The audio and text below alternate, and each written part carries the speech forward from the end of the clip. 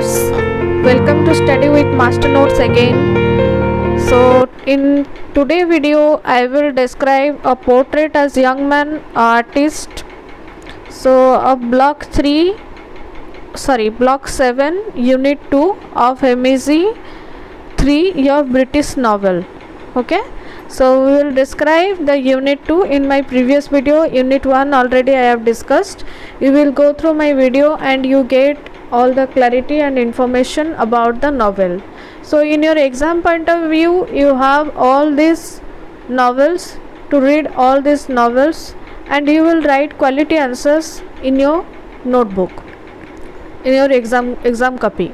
Okay, so we will start unit 2, the genre, overall structure and point of view.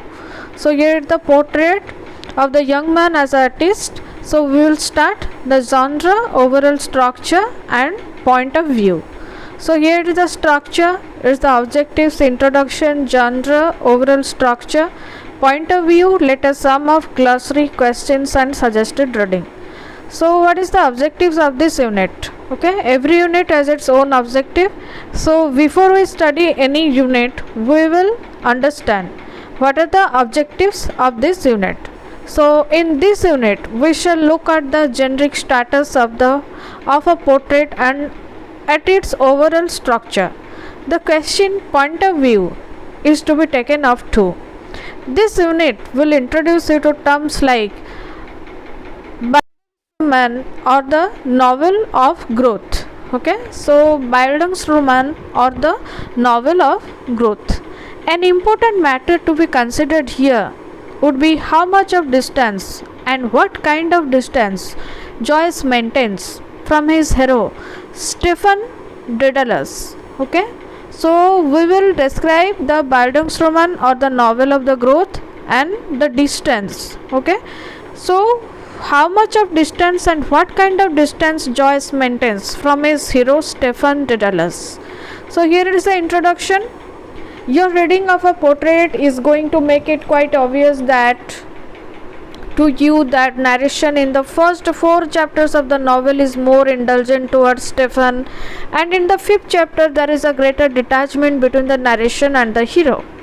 In the first 4 chapters, irony, even when deployed, is quite sympathetic to Stephen. Stephen's errors in this portion of the novel are treated merely as the exuberance of youth.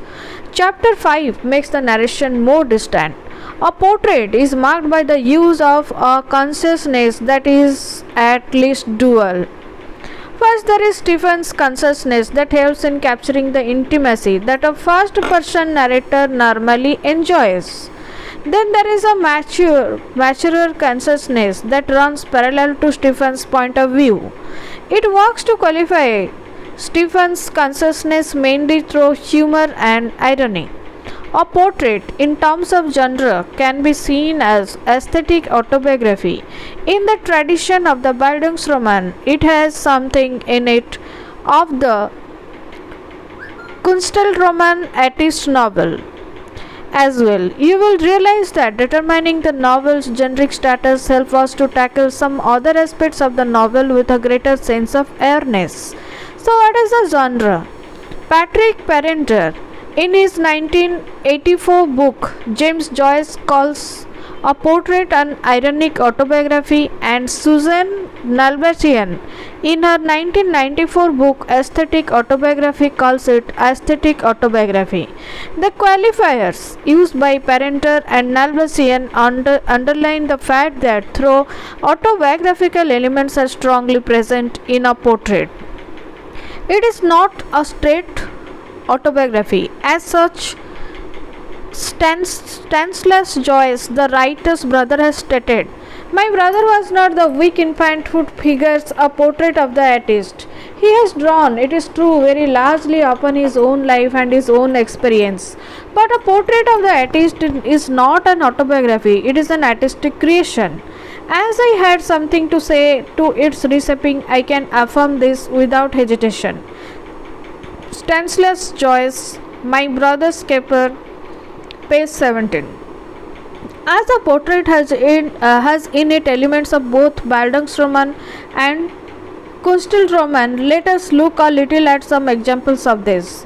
Charles Dickens' Great Expectations, a novel that you must already have looked at, Somerset Maugham's Of Human Bondage, and Thomas Mann's The Magic Mountain are all examples of the broad category of Bildungsroman, whereas Marcel Proust's monumental novel A la Recherche du Temps perdu, Remembrance of Things Past, can be seen as examples of coastal roman. The original version of a portrait was Stephen Hero. In the 10 years separating the two projects, Joyce's endeavor was to move the subject matter of his life largely from the lyrical to the dramatic mode. The progression from Stephen Hero to a portrait is from the novel of the overt and partisan manager to that of the invisible and impersonal director. Joseph Prescott, Stephen Hero in William M. Scott ed. A portrait of the artist as a young man. The technique of Stephen Hero is indeed explicit and ploddingly documentary. What happens in a portrait is that the autobiographical element, which is otherwise its very significant ingredient, is consciously and painstakingly recast into a mode of depersonalization, objectification, and mythification. Joyce is able to heighten naturalistic detail onto a dramatic plane of a symbolic act. So what is the overall structure of the novel? The first chapter of a portrait shows Stephen's development from infant awareness to the first assertion of his identity in an act of protest against justice. The second chapter shows the growing isolation that comes with his adolescence. It culminates in the encounter with the prostitute. The third chapter represents the crisis of adolescence and a temporary toying with the idea of taking up priesthood as a vocation. The fourth chapter represents the climax of the developing in his recognition of his true vocation. The fifth chapter shows the completion of his development and the declaration of his creed of freedom. Okay, so here again I am repeating the overall structure of the portrait of the young man, a portrait of the artist as a young man. The first chapter, a portrait, shows Stephen's development from infant awareness to the first assertion of his identity in an act of protest against injustice. The second chapter shows the growing isolation that comes with his adolescence. It culminates in the encounter with the prostitute. The third chapter represents the crisis of adolescence and temporary toying with the idea of taking up priesthood as a vocation. The fourth chapter represents the climax of the development in his recognition of his true vocation. The fifth chapter shows the completion of his development and the declaration of his creed of freedom. If we take the first two chapters as a structural unit, then we find that these two chapters together trace the awakening of religious doubts and sexual instincts culminating in the physical experience with the prostitute. Okay, so if we take the first two chapters as structural unit, then we find that these two chapters together trace the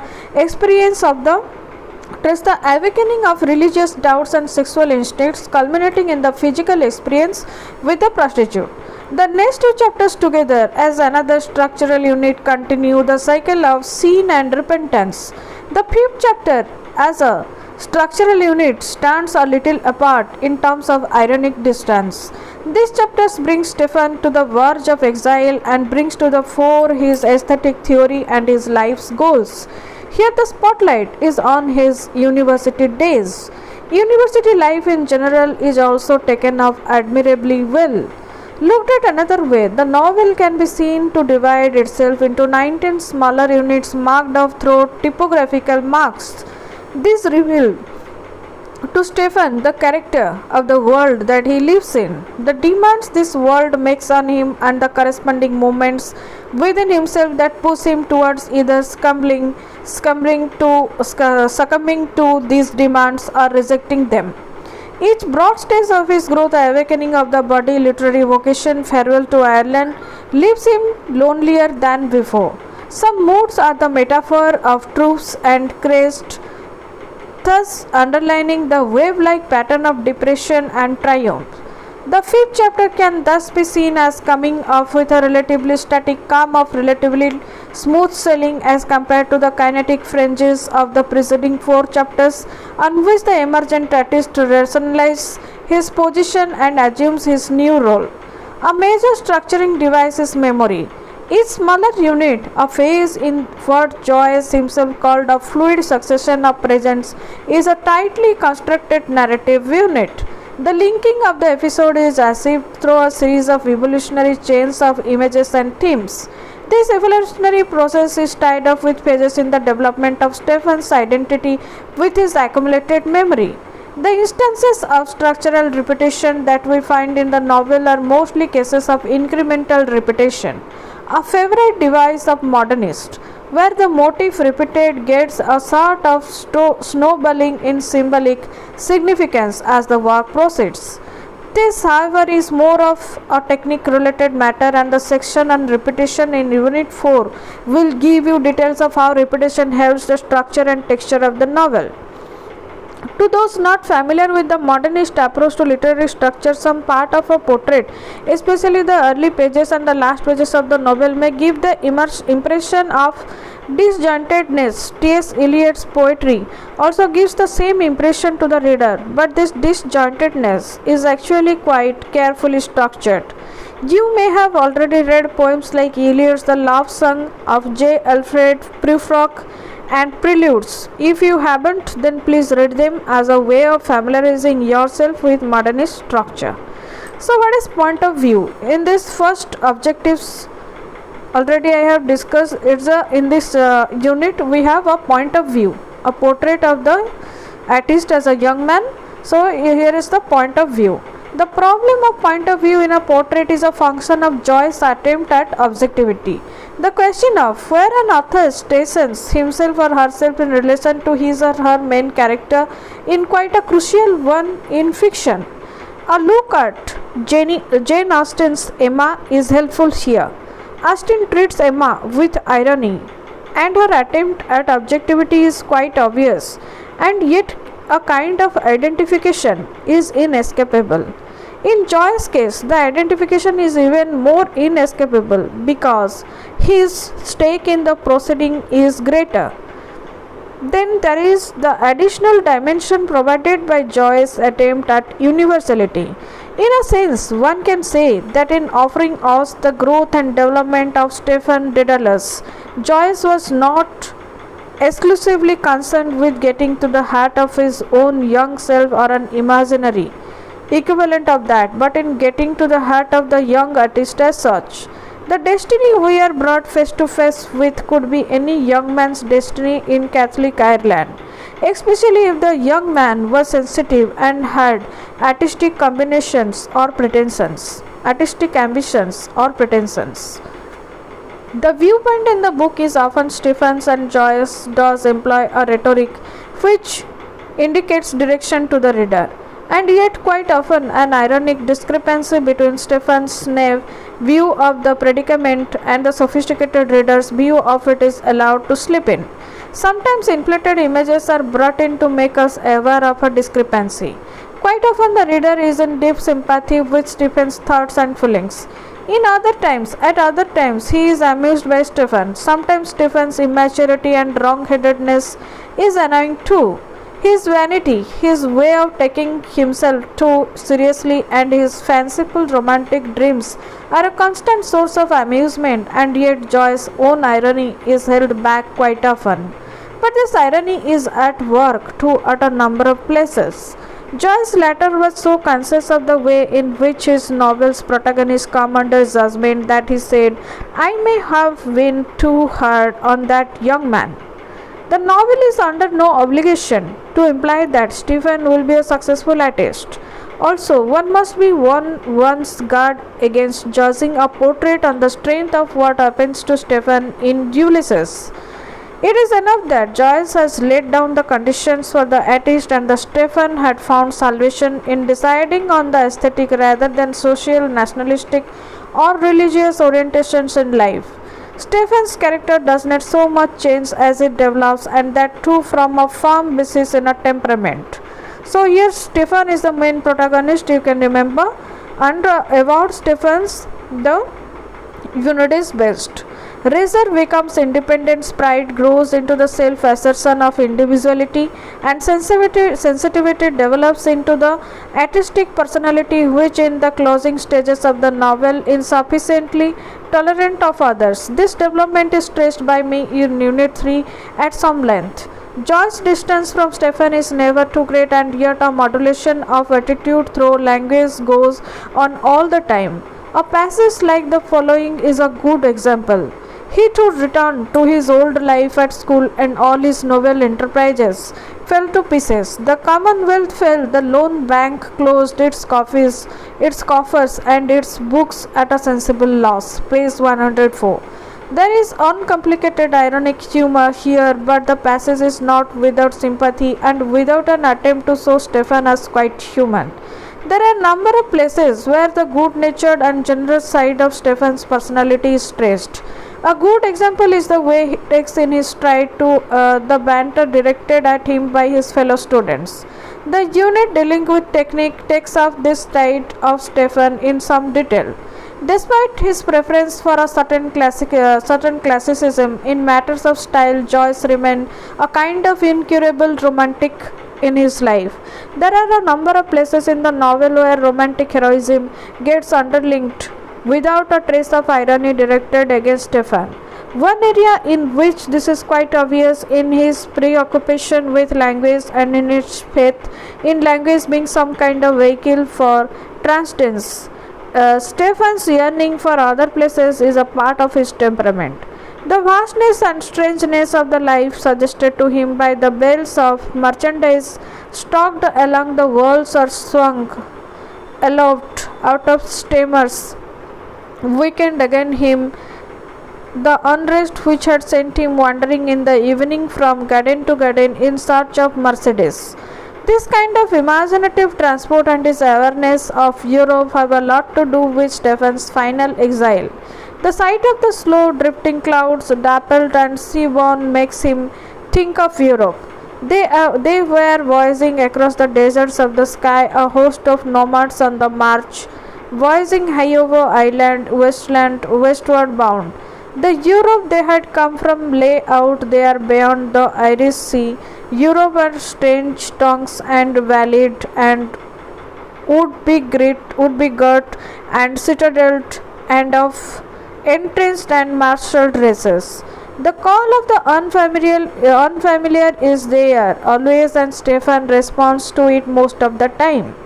It is thus quite apt that the epigraph of a portrait is from Ovid and denotes the Daedalus theme, and he set his mind to work upon the unknown arts.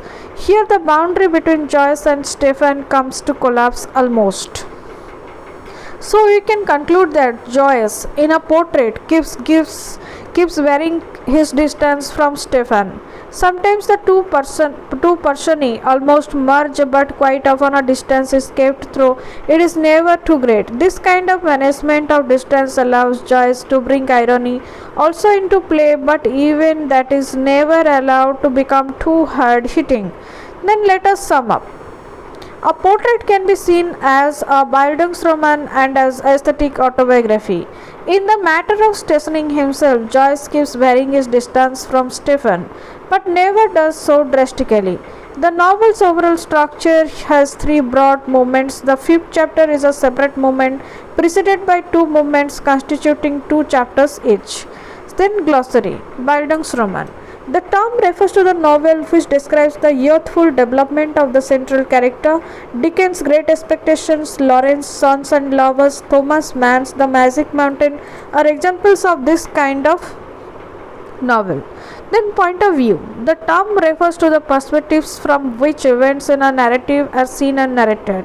In modern treatments of the art prose fiction, point of view has been a consistent concern. Thanks largely to the theorizing offered by Henry James in the prefaces he wrote for his novels. These were collected in 1934 as The Art of the Novel. Percy Lubbock's The Craft of the Fiction 1926 also offered extensive theorizing on this aspect of the novel writing. Then questions: what are the three broad movements going into the overall structure of a portrait? Would you consider aesthetic biography, autobiography, or satisfactory description of the genre of a portrait? How does Joyce establish some distance between himself and Stefan? Does this distance stay static or is it varying? Then suggested reading. Harry Levin's basic book James Joyce, A Critical Introduction, offers a good starting point for all aspects of the novel, including the ones treated in this unit. Specifically, the question of genre is given good treatment in Susan's Nalpasian's aesthetic autobiography and Patrick Parriander's James Joyce, Maurice Wege's introduction to the casebook on Dubliners, and A Portrait offers a sympathetic angle on the question of a point of view. For a treatment of point of view which is largely hostile to Joyce, you can look up Wayne C. Booth's book The Rhetoric of Fiction and Hugh Kenner's Dublin's Joyce. In her book English novel Form and Function, Dorothy Van Ghent has a chapter on a portrait. This chapter is useful for a consideration of the novel structure. Okay, so here it is the main chapter according to novel structure. It is unit 2. Okay, unit 2 of block 7. Okay, a portrait of a portrait of the artist as a young man. Okay, it is all about unit 2, the genre, overall structure and point of view. So keep likes, share and subscribe this study with master notes, and keep commenting in the comment box and push the bell icon to get earliest notification of this channel. Okay, so thank you viewers.